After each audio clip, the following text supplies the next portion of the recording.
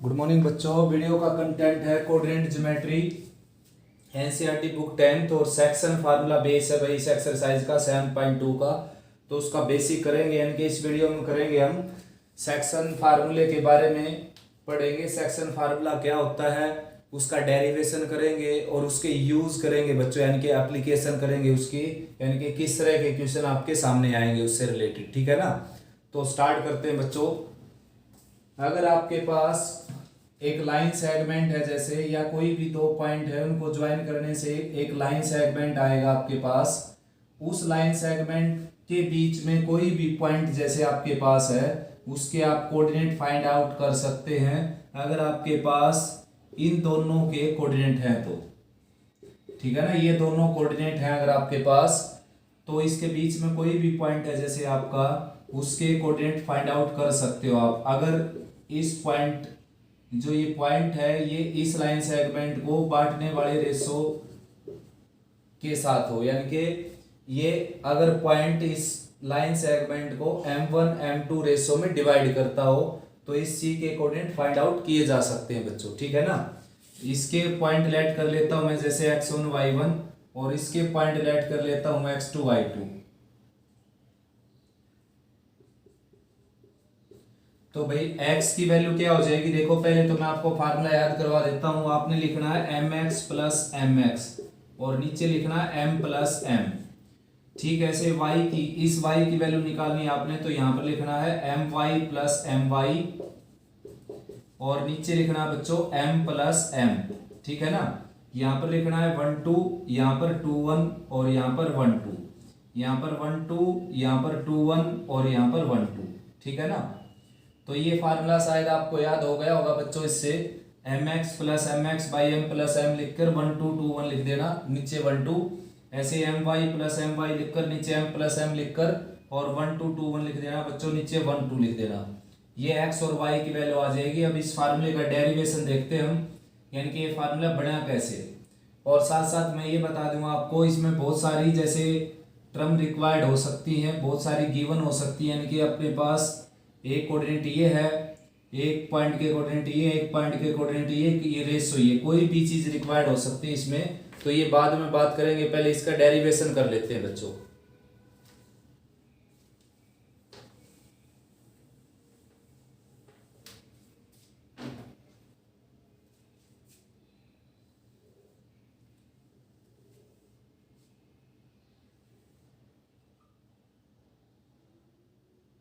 जैसे ये पॉइंट है ए, इसके कोऑर्डिनेट है बच्चों x1 y1, और ये पॉइंट है बी, इसके कोऑर्डिनेट है x2 y2। ठीक है ना। तो हमने क्या करना है, इस पॉइंट के कोऑर्डिनेट फाइंड आउट करने बच्चों, जिसको मैंने p बोल दिया, और इसके कोऑर्डिनेट है x y। तो करना क्या है बच्चों, परपेंडिकुलर डाल लेते हैं। यहां से भी परपेंडिकुलर डाल दिया हमने इसके ऊपर, यहां से भी परपेंडिकुलर डाल दिया इसके ऊपर, और यहां से भी परपेंडिकुलर डाल दिया इसके ऊपर। ठीक है ना। और यहां से एक लाइन ड्रा करनी है आपने जो एक्स एक्सिस के पैरेलल हो। ये एक्स एक्सिस है आपकी, इसके पैरेलल लाइन ड्रा करनी है इस तरीके से। ठीक है ना। पैरेलल मींस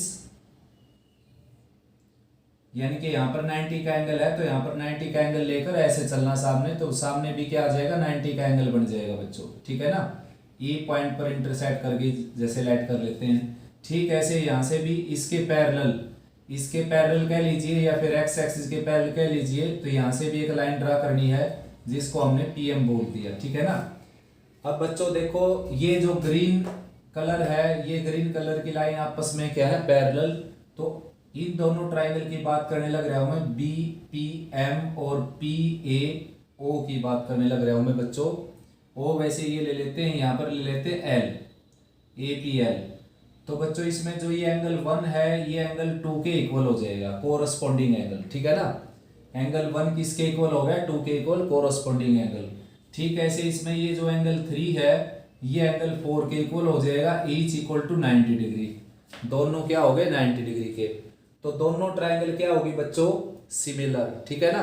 दो ही एंगल इक्वल दिखाने काफी है, वैसे ये एंगल इसके इक्वल भी हो जाएगा, दो से ही सिमिलर हो जाएंगे दोनों ट्राइंगल। तो पहली ट्राइंगल का नाम मैंने लिख दिया बी पी एम। अब दूसरी का सिंबॉलिक नेम लिखना पड़ेगा, बी के इक्वल कौन सा एंगल है, तीसरा जो बचा हुआ है पी, और भाई पी के इक्वल कौन सा एंगल है ए, यहाँ पर ए लिखेंगे, और उसके बाद एल के इक्वल एम, यहाँ पर एल लिखेंगे। तो अब इनकी कोरस्पॉन्डिंग साइड क्या हो जाएगी बच्चों, इक्वल रेशियो में हो जाएंगी, ठीक है ना। तो बीपी यानी कि पहले दूसरे पॉइंट से बन गया बीपी, और पहले दूसरे पॉइंट से बन गया एपी या पीए, ठीक है। ऐसे दूसरे तीसरे पॉइंट से बन गया पीएम, और दूसरे तीसरे पॉइंट से बन गया एएल, पहले तीसरे पॉइंट से बन गया बीएम, और पहले तीसरे पॉइंट से बन गया पीएल, ठीक है ना। अब इनकी लेंथ लिख देते हैं बच्चों, और साथ साथ ये ऐड कर लेता हूं कि ये इसको m1 और m2 के रेशो में डिवाइड करती है, क्योंकि रेशो होगा अपने पास तभी कोऑर्डिनेट फाइंड आउट किए जा सकते हैं। यानी कि एपी लाइन सेगमेंट को p पॉइंट m1 m2 के रेशो में डिवाइड करता है। तो भाई AP बाई BP अगर हम लिखें, या मैंने लिख रखा है BP बाई AP, तो क्या आ जाएगा यहाँ पर M2 by M1, BP by AP क्या आ गया M2 बाई M1। उसके बाद PM की वैल्यू लिखनी है हमने, PM देखो ये रहा, तो ये पॉइंट क्या है बच्चों, यहाँ पर जो ये लेंथ है, ये लेंथ कितनी है x, और ये सारी लेंथ कितनी है x2, देखो ये रहा x2 है, यहाँ पर परपेंडिकुलर डालूंगा तो ये पॉइंट हो जाएगा x2 0, ये परपेंडिकुलर डाला है ये पॉइंट हो गया x0, ये परपेंडिकुलर डाला है ये पॉइंट हो गया x1 0। तो ये लेंथ है अपने पास x1 और ये सारी लेंथ है x2, तो x2 में से x1 सब्ट्रैक्ट करूंगा तो ये लेंथ आ जाएगी x2 माइनस x1, ठीक है ना। ठीक ऐसे ये लेंथ कैसे आएगी, x1 ये सारी है, x ये सारी है बच्चों, और x1 ये है, तो ये लेंथ आ जाएगी x माइनस x1। ठीक ऐसे ये लेंथ निकालनी हमने, ये वाली लेंथ, ये सारी लेंथ है y2, y2 में से ये लेंथ है y सारी, ये क्या है y, ठीक है ना, देखो ये रही y, तो y2 में से y सब्ट्रैक्ट करेंगे तो ये लेंथ आ जाएगी आपकी।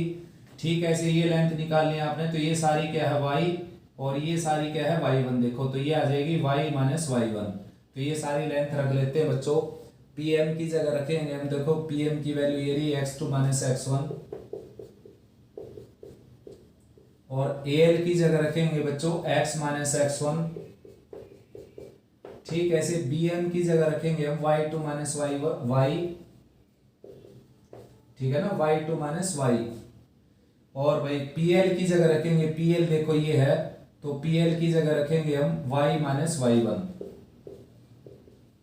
तो भाई फर्स्ट टू पार्ट्स को लेकर चलता हूं मैं, लिख देना taking first two parts, m2 by m1 equal to x2 minus x1 divided by x minus x1, cross multiply कर देते हैं बच्चों, हमारे को x की वैल्यू की जरूरत है, तो यहाँ पर इसके साथ मल्टीप्लाई करेंगे x m2 minus m2 x1, और राइट में आ जाएगा m1 x2 और माइनस m1 x1, ठीक है ना। अब x की टर्म एक साइड में लेकर आएंगे, ये इस साइड में आकर प्लस की हो जाएगी, और ये आ जाएगा m1 प्लस m2, और भाई इसको राइट में ले, ये पहले से राइट में बच्चों, इसको राइट में ले जाएंगे तो m2 x1 हो जाएगा ये, और x की वैल्यू आ जाएगी m1 x2 plus m2 x1 divided by m1 plus m2। Similarly in दोनों पार्ट्स को अगर आप इक्वल लेकर क्रॉस मल्टीप्लाई करते हो बच्चों, तो y की वैल्यू आ जाएगी आपकी यही same to same m1 y2 plus m2 y1 और divided by m1 plus m2। तो ये डेरिवेशन हो गया बच्चों सेक्शन फार्मूले का, ठीक है ना। अब इससे आगे हम पढ़ते हैं कि भाई मिड पॉइंट फार्मूला क्या होता है, इसका एक स्पेशल केस होता है, इसकी एक कर्लरी होती है बच्चों, और साथ साथ मैं बात करूंगा अब आगे की ये क्या था, इंटीरियर डिवीजन था बच्चों, P जो पॉइंट था वो इंटीरियर डिवाइड करता है इसको, यानी कि इसके लाइन सेगमेंट के ऊपर, इसके अंदर, इन दोनों पॉइंट के अंदर डिवाइड करता है इसको m1 m2 में। ये इसको बाहर भी डिवाइड कर सकता है बच्चों, इस लाइन सेगमेंट के बाहर हो सकता है ये इसी वे में आगे प्रोड्यूस करने के बाद, और इस लाइन के टुकड़े कर सकता है, ये रेशो में बांट सकता है इसको, तो उसको बोलते हैं एक्सटीरियर डिवीजन। वो आपकी क्लास में नहीं है, 11th क्लास से शुरू होता है वो, लेकिन उसके बारे में भी बात करेंगे अभी। तो बच्चों आगे बात करते हैं special case of section formula, यानी कि मिड पॉइंट फार्मूला। भाई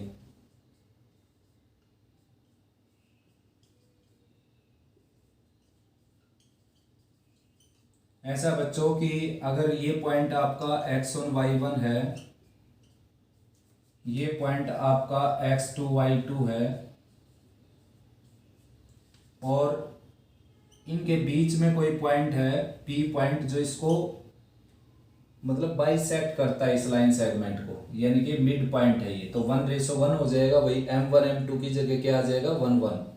तो इसके कोऑर्डिनेट जब निकालेंगे हम, तो कोऑर्डिनेट का फार्मूला था m1 x2 plus m2 x1 divided by m1 plus m2। ये फार्मूला था बच्चों कोऑर्डिनेट निकालने के लिए। अब m1 की जगह क्या रखेंगे हम, m1 की जगह रखेंगे यहाँ पर 1, और m2 की जगह भी क्या रखेंगे 1। तो फार्मूला क्या बन जाएगा x1 plus x2 divided by यहाँ पर भी 1 रखेंगे तो 2, ठीक है ना। उसी तरह फिर y की वैल्यू निकालेंगे, ठीक ऐसे हो जाएगा, y की वैल्यू आ जाएगी m1 y2 plus m2 y1 और divided by m1 plus m2। तो बच्चों m1 की वैल्यू क्या रखेंगे यहाँ पर हम 1, तो y2 रह जाएगा ये, और m2 की वैल्यू भी क्या रखेंगे 1, तो ये y1 हो जाएगा 1 से मल्टीप्लाई होकर, और नीचे 1 प्लस 1 क्या आ जाएगा 2। यानी कि इसको बोलते हैं बच्चों मिड पॉइंट फार्मूला। यानी कि अगर आपके पास एक लाइन सेगमेंट है, उसके कोऑर्डिनेट हैं आपके पास एक्सट्रीम पॉइंट के, इनिशियल के और एंड के, तो आपने एक पॉइंट चाहिए जो इसको बाइसेक्ट करता है, यानी कि मिड पॉइंट के कोऑर्डिनेट चाहिए, तो दोनों के अब शीशा ऐड करके 2 से डिवाइड कर दीजिए, दोनों के ऑर्डिनेट ऐड करके 2 से डिवाइड कर दीजिए, ठीक है ना। अब आगे बात करते हैं बच्चों एक्सटर्नल डिवीजन भी होता है। देखो ये तो क्या था इंटरनल डिवीजन, इंटरनल डिवीजन का मैंने फार्मूला लिख रखा है आपके सामने, आप याद कर लेना ऐसे mx प्लस mx और m प्लस m, 1 2 2 1 लिख देना 1 2, my प्लस my और m प्लस m यहाँ पर 1 2 2 1 लिख देना और यहाँ पर 1 2, ठीक है ना। अब बच्चों करना क्या हमने, देखो मैंने आपको बताया कि भाई आपकी बुक में ऐसा लिखा है कि 2 पॉइंट है, उनके बीच में उस लाइन सेगमेंट के ऊपर कहीं ना कहीं कोई पॉइंट होगा, उसके कोऑर्डिनेट निकालने का ये फार्मूला है। अब क्या बच्चों इसको अगर और भी फॉरवर्ड करता हूं मैं इस बात को आपकी बुक से आगे अगर मैं लेकर जाऊं, तो बच्चों ये जो पॉइंट है आपके पास x1 y1 और ये पॉइंट है आपके पास x2 y2, तो इन दोनों पॉइंट से बाहर जो है एक पॉइंट होगा pxy, ठीक है ना। क्या होगा पॉइंट pxy जो इसको डिवाइड करेगा बच्चों m1:m2 के रेशो में, यानी कि ये सारी m1 और ये m2, ठीक है ना। ये सारी क्या है m1 और ये क्या है m2। तो p के भी कोऑर्डिनेट आप फाइंड आउट कर सकते हैं। कैसे, इसको सेक्शन फार्मूले में ही कन्वर्ट करके आप ऐसा कर सकते हैं। तो मैं डायरेक्ट एक बार तो आंसर लिख देता हूं आपके लिए। आंसर में केवल अपर पार्ट और लोअर पार्ट में क्या आ जाएगा, माइनस का साइन आ जाएगा। तो x की वैल्यू क्या आ जाएगी यहाँ पर m1 x2 minus m2 x1 divided by m1 minus m2। ठीक ऐसे ही y की वैल्यू आ जाएगी बच्चों m1 y2 minus m2 y1 और divided by m1 minus m2, ठीक है ना। यानी कि इंटीरियर अगर इंटरनल डिवीजन होगा तो प्लस का साइन लग जाएगा ऊपर नीचे, और एक्सटर्नल डिवीजन होगा तो माइनस का साइन लग जाएगा। आपकी क्लास में क्वेश्चन आएंगे नहीं, आपकी क्लास में अगर आ भी जाएं तो आपने उसको एक्सटर्नल डिवीजन का अगर क्वेश्चन आ जाए तो इंटरनल डिवीजन में कन्वर्ट कर लेना। जैसे कि मान लो ये क्वेश्चन आ गया कि भाई ये पॉइंट है 3 4 और ये पॉइंट है 6 8, ठीक है ना। और ये इसको पॉइंट जो है यहाँ पर कोई पॉइंट है, इसके कोऑर्डिनेट निकालने आपने, ये पॉइंट इसको डिवाइड करता है, जैसे ये AP है और ये P है, तो यानी कि रेशो दे रखा है AP और AP का रेशो मिलता है बच्चों इसमें, AP और AP का रेशो। तो AP और AP का रेशो दे रखा है उसने, जैसे 4:3 दे दिया, जैसे मान लो ये 4 है और ये 3 है। तो अब आपने क्या करना है, B जो AP लाइन सेगमेंट को डिवाइड करता है वो रेशो निकाल लेना। कैसे निकाल लेंगे आप, इसका रेसिप्रोकल कर दीजिए पहले, AP by AP equal to 4/3। अब क्या है कि 1 माइनस कर दीजिए दोनों साइड से, तो AB बाई AP माइनस 1 और 4/3 माइनस 1। एलसीएम वगैरह लेंगे तो अपर पार्ट आ जाएगा AP माइनस AP और लोअर पार्ट क्या आ जाएगा AP और एलसीएम आ जाएगा यहाँ पर राइट में आने के बाद ये आ जाएगा। अब डायग्राम में देखो आप AP में से अगर AP माइनस कर दूं मैं, ये क्या हो गया भाई, यहीं से माइनस करना था बच्चों, इसका बड़ी साइड ऊपर ही रख रखी है, ठीक है ना, बड़ी साइड ऊपर रखनी चाहिए भाई जब माइनस करना, तो बड़ी साइड ऊपर ही रख रखी बच्चों, सीधा माइनस कर सकते हो आप। तो डायरेक्ट माइनस करेंगे हम, तो डायरेक्ट माइनस करने के बाद भाई ये आ जाएगा 4/3 माइनस 1, यहाँ पर आ जाएगा बच्चों AP minus AP divided by AP और राइट साइड में क्या आ जाएगा 4 माइनस 3 यानी कि 1/3। अब AP में से अगर AP जाएगा, सारी AP इसमें से AP जाएगा तो क्या बचेगा बच्चों BP, AB में से AP जाएगा तो BP बच जाएगा, ठीक है ना। और AP लोअर पार्ट में है ही आपका और राइट में क्या है 1/3।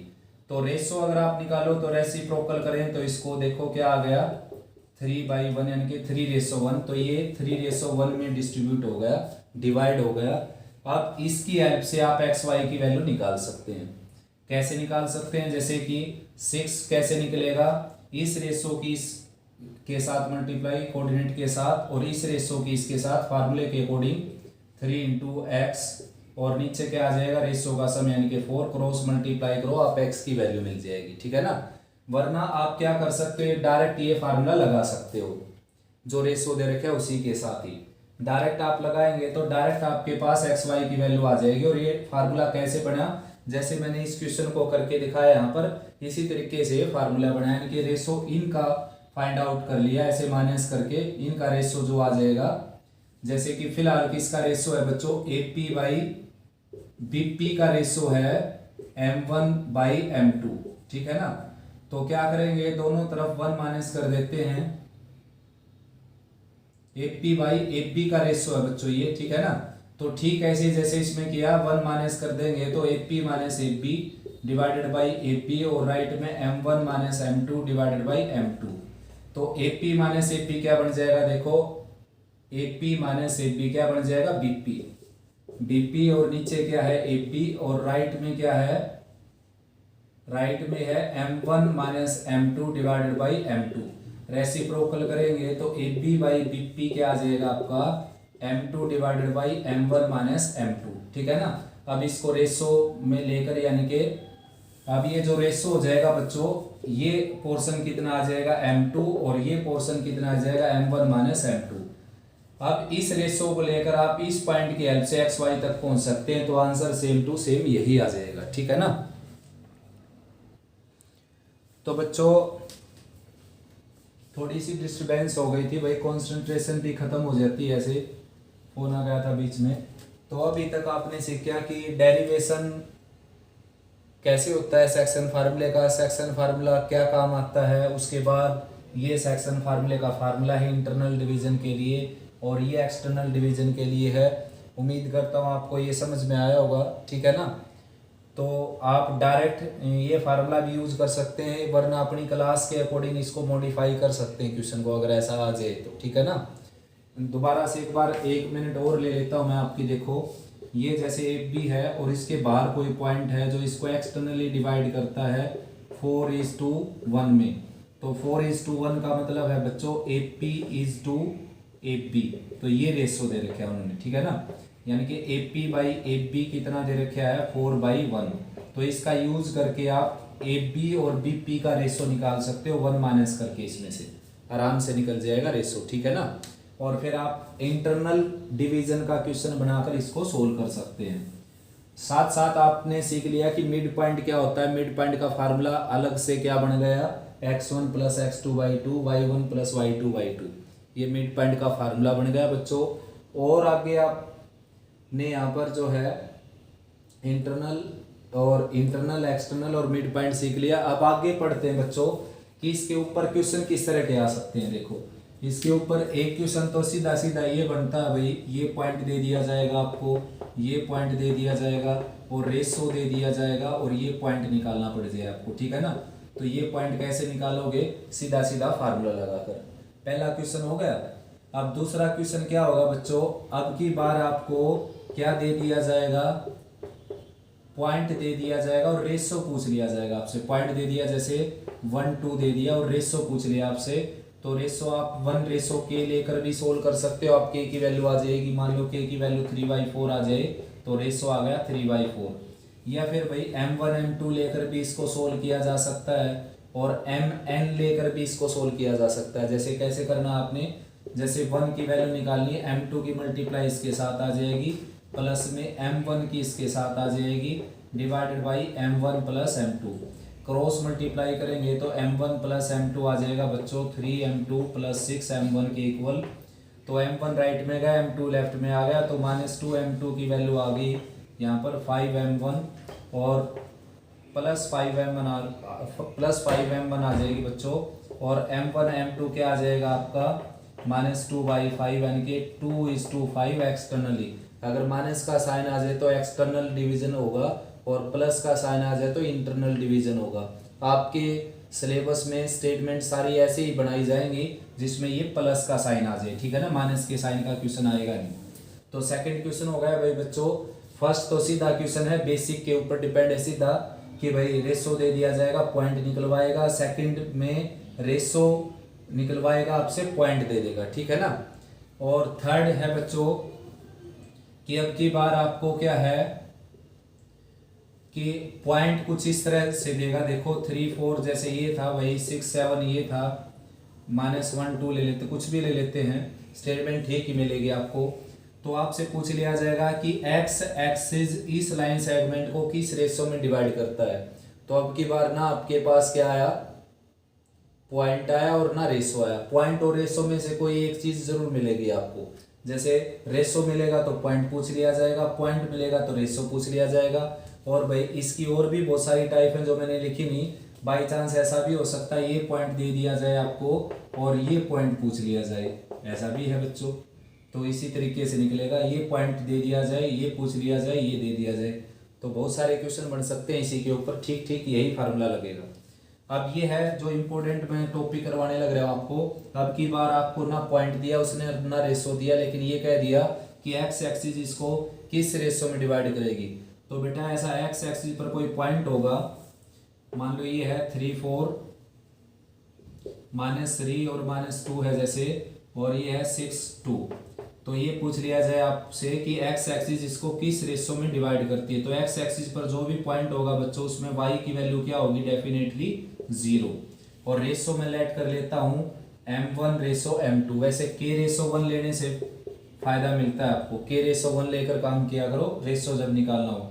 तो यहाँ पर मैं y की वैल्यू निकालूंगा बच्चों, देखो इस रेशो की इस y के साथ मल्टीप्लाई और इस रेशो की इस y के साथ multiply, divided by k + 1, cross multiply करेंगे तो आप k की वैल्यू 1 आ जाएगी आपकी, यानी कि 1 रेशो 1 आ गया। यानी कि एक्स एक्सिस को यानी कि बाइसेक्ट करेगी और किस पॉइंट पर इंटरसेक्ट करेगी। अब ये 1 आ गया यहाँ पर, तो x की वैल्यू निकाल सकते हो आप। तो मिड पॉइंट तो सीधा निकल जाएगा ऐसे, x1 + x2 डिवाइडेड बाई 2 यानी कि 3/2।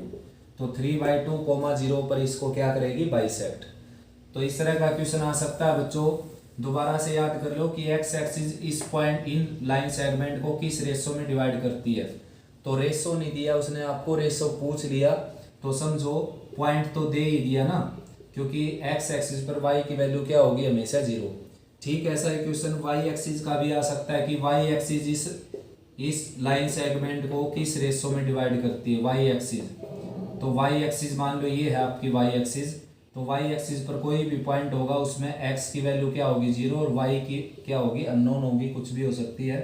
तो अब इसको k रेशो 1 लेट करके और x की वैल्यू निकाल लीजिए। जैसे ये रहा x की वैल्यू निकाल कर x की जगह 0 रख दीजिए, बस आगे कर ही लोगे बच्चों। यहाँ से आपका k भी आ जाएगा, रेशो भी आ जाएगा और y की वैल्यू फिर निकालोगे, पॉइंट भी आ जाएगा, ठीक है ना। नेक्स्ट है बच्चों, ये फोर्थ हो गया। नेक्स्ट में क्या है कि अब की बार आपसे ये पूछ लिया जाएगा कि ये लाइन सेगमेंट x + y - 1 = 0, ये लाइन इस लाइन सेगमेंट को किस रेशो में डिवाइड करती है। ऐसे पूछ लिया जाएगा कि ये लाइन इस लाइन सेगमेंट को किस रेशो में डिवाइड करती है और साथ में वो पॉइंट भी निकालिए, ठीक है ना। तो क्या है कि बच्चों इसको मैं लेट कर लेता हूँ k रेशो 1। रेशो, यानी कि ये पॉइंट मैंने मान लिया एक्स वाई और ये इसको के रेशो 1 में डिवाइड करता है, तो एक्स की वैल्यू निकालूंगा 1 की मल्टीप्लाई 1 के साथ, के की 6 के साथ, फार्मूला लगाने लग रहा हूँ ना, नीचे के प्लस 1 क्रॉस एक्स की वैल्यू आ गई है। ऐसे वाई की वैल्यू निकालेंगे 1 की मल्टीप्लाई इस वाई के साथ, के की मल्टीप्लाई इस वाई के साथ, और नीचे क्या है के प्लस 1।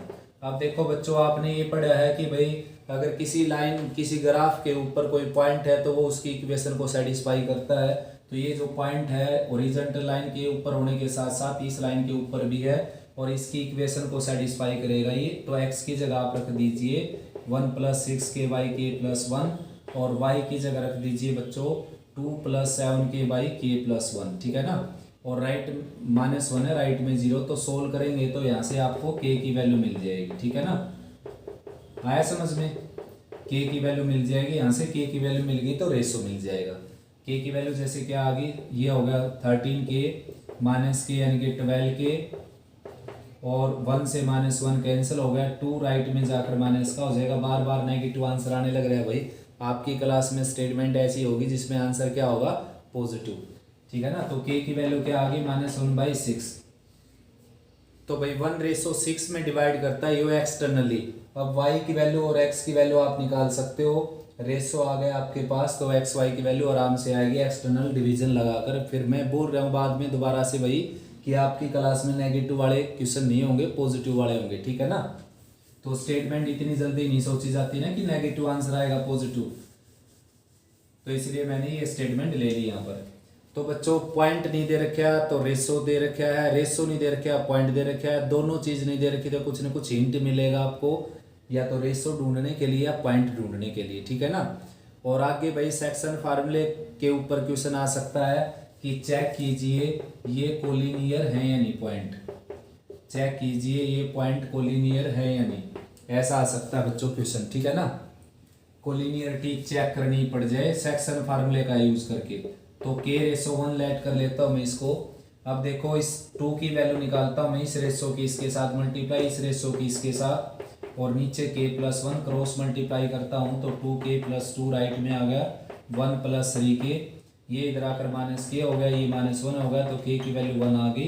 अब y की हेल्प से हम k की वैल्यू निकालेंगे, 1 की मल्टीप्लाई इस 2 के साथ, k की मल्टीप्लाई इस 4 के साथ, और नीचे k + 1 क्रॉस मल्टीप्लाई करेंगे तो 3k + 3 राइट में आ जाएगा, 2 + 4k, ये इधर वो उधर, तो -k की वैल्यू -1 आ जाएगी, k की वैल्यू 1 आ गई। यानी कि दोनों केसेस से x की वैल्यू के हेल्प से और y की वैल्यू के हेल्प से जो अपना रेशो आएगा वो सेम आएगा, यानी कि k की वैल्यू अगर सेम आ गई तो समझो ये पॉइंट्स कोलिनियर हैं, वरना नहीं है, ठीक है ना। कई बार ऐसा भी क्वेश्चन आ जाता है कि भाई अगर ये पॉइंट कोलिनियर है तो a की वैल्यू बताइए, तो आपने जो k की वैल्यू यहाँ से आए और वहाँ से आए, जैसे यहाँ से तो ये आ चुकी, यहाँ से क्या आएगी, 1 की मल्टीप्लाई अब की बार a के साथ होगी और k की मल्टीप्लाई 4 के साथ होगी, क्रॉस मल्टीप्लाई करेंगे तो ये आ जाएगा आपका a + 4k। तो बच्चों इसमें क्या करना है, k की जगह 1 रख देना आपने, 1 यहाँ पर k की जगह 1 रख देना बच्चों, तो a की वैल्यू क्या आ जाएगी 2, ठीक है ना। तो अगर a की वैल्यू 2 है तो ये पॉइंट्स क्या हो जाएंगे, कोलिनियर। और भी बहुत सारी ट्रिक्स हैं इसमें बच्चों, सेक्शन फार्मूले की बहुत सारी एप्लीकेशन है। अगर आपने बिल्कुल अच्छा करना है ये चैप्टर तो भाई मैं रिजोनेंस की बुक से भी करवाऊंगा इस चैप्टर को, कोऑर्डिनेट ज्योमेट्री को, आप वहाँ पर देख सकते हो, ठीक है ना। प्लेलिस्ट बना रखी है मैंने 10th NTSC, ठीक है ना, तो उसमें ये चैप्टर करवाऊंगा, मैंने अभी करवाया नहीं है, तो उसमें फुली डिटेल डालूंगा मैं, यानी कि 11th का टच भी डाल देता हूँ उसमें, 11th क्लास का टच। तो आप अगर वो भी कर लेंगे और ये भी कर लेंगे तो कोई क्वेश्चन आपके सामने ऐसा नहीं आएगा भाई कोई प्रॉब्लम बन जाए आपके सामने, ठीक है ना। ओके बेटा, ऑल द बेस्ट, अच्छे से करो, कोई प्रॉब्लम आई तो समझो, उम्मीद करता हूँ बेटा आपको समझ में आए। फिर भी अगर समझ में नहीं आया तो आप कमेंट सेक्शन में लिख सकते हो भाई, मैं दोबारा भी इसकी वीडियो बना दूंगा। थोड़ी सी डिस्टर्बेंस हो गई थी फ़ोन आने की वजह से, कॉन्सेंट्रेशन ख़त्म हो जाती है ऐसे केस में, ठीक है ना। ओके बेटा।